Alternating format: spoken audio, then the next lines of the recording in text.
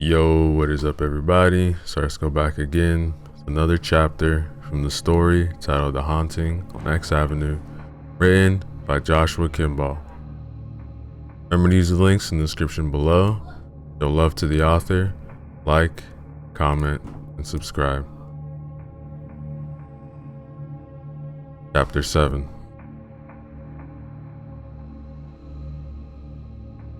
Bob and Randall were already at Denny's when I arrived. The waitress already took our orders as we sat there in awkward silence, because that's how men deal with emotionally traumatizing situations. They go quiet and brood about their problems. After our orders arrived, I broke the silence. I got the number of the psychic. Pastor Rander coughed uncomfortably, but I knew why. Christianity doesn't mix with New Age. I was raised with it all my life, so it was nothing new to me. Randall replied, I don't like it. But it's not my place, and I certainly didn't deliver, so I'm at a loss. I looked at Bob. What do you think?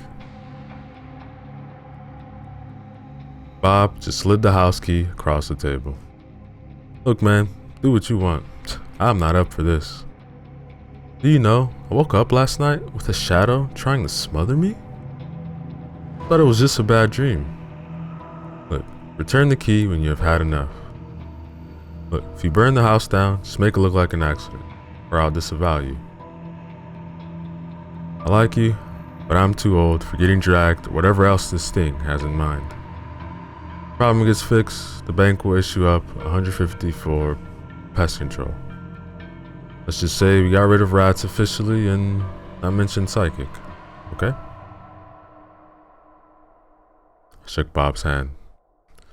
Alright, man, I'll do what I can about the pest control issue, and I'll let you know the results.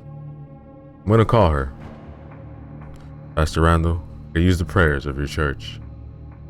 You're welcome to come along too. Look, I just posted the request on the church Facebook page. For the ghost hunting? Why not?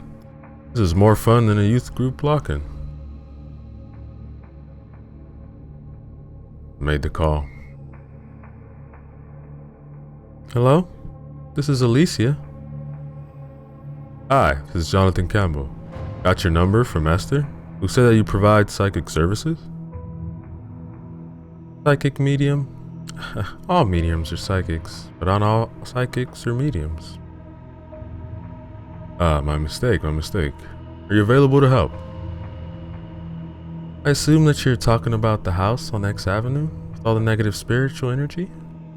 That's the place. I do want to help, but I can only meet at 9 tonight. My college coursework is keeping me too busy. Can you do that? I inwardly groaned, but I kept a stiff upper lip. Because I am a guy, dang it. If a girl can face a scary ghoul at night, so could I. I ain't afraid of no ghost, I said, in perfect imitation of the Ghostbusters song. There was a silence on the other line. I have that effect on women sometimes. Hey, it's fun because I don't have to impress them. I'm off the market. Oh. Okay. I'll see you at 9.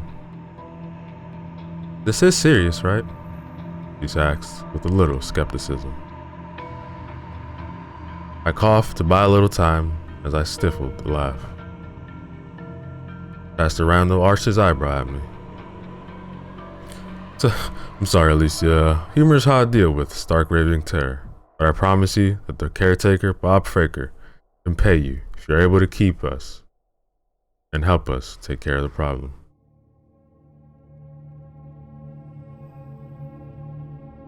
Randall and I met at the house on X a little earlier. We bumped fists in greeting and waiting. He said that that's what teens do in his church. Yeah, I can manage a fist bump every now and then. Alicia rolled up in a beat-up Honda Civic. Her hair was brown, with spiked blue and purple highlights. She was wearing ripped jeans and a jean jacket. She greeted me first. "You must be Jonathan?" "Ah, how did you know? You must be psychic." She actually put her palm to her face in my reaction. Yes, I'm that corny. She brought her hand from her face and offered her hand to Pastor Randall. He introduced himself and gave me a disapproving look. I'm Pastor Randall, and I apologize for my friend. I think he's trying to deal with the terror we just faced this afternoon." It's okay. Kinda refreshing. Most guys just use cheesy pickup lines. "So, do you charge for your psychic medium services?" "Yes, $100. You can pay me later." "Okay, so, what kind of experience do you have with this?" "Well, I've helped several ghosts crossed over while in college. Most of the time I give readings for clients, but I do see ghosts and I am able to talk to them. Most of the time, they aren't evil. They're just mischievous. You get any negative reaction, or they can be defensive, what they perceive as their home after people provoke them." "Okay, see what you can do." She held her hand up. Can you wait outside? I'm already picking up that this entity doesn't want you inside. It may make things hard to have communication if things are flying around." Yeah, sure. I don't think that I want to get attacked again anyway."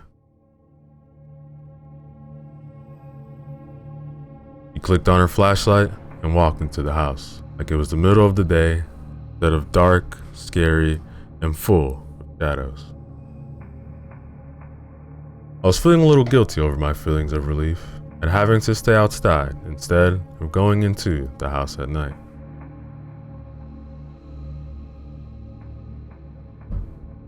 After a quarter of an hour, Alicia came out, and I realized that no scary nasty thing had attacked her or dragged her to the backyard, nor sent her screaming like a little girl. I folded my arms to cover my shame and faced this young college girl like a man. Well,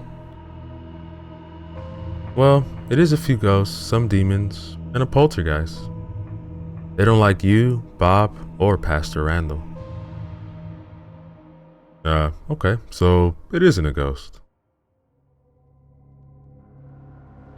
Yes, but there are some ghosts in there, and some strong spiritual echoes in the house too. I was able to talk to the ghost, and most of them moved on. There's nothing I can do about the poltergeist though. It was created by the traumatic emotions of the people who lived here decades ago. People with abilities. The poltergeist has been feeding on the ghosts, residents, and the neighbors. It has been feeding on you too. When you woke up to find a shadow over you, you thought it was smothering you, but it was feeding on your life force. Get stronger. It feeds best when it can possess someone and rape a victim. It feeds on both the attacker and the victim. Then it attaches to both and continues to feed on them. I was shocked, horrified, and violated. Why couldn't Pastor Randall exorcise it? Because it wasn't a demon. It doesn't like Christian images. The only thing you can do is take away the feeding tube. Anyone who is affected by this needs to seek counseling and some form of spiritual wellness, like yoga, tai chi, qigong, or a really good church with healthy counseling. I did my best to keep my shock in check. There have been some rapes over the last 20 years.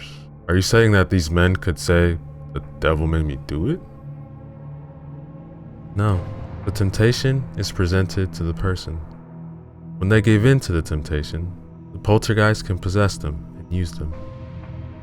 It just tried to possess you without any prompting because you were in its house. It was a pure attack, and I couldn't recommend, and wouldn't recommend, that you go in there again.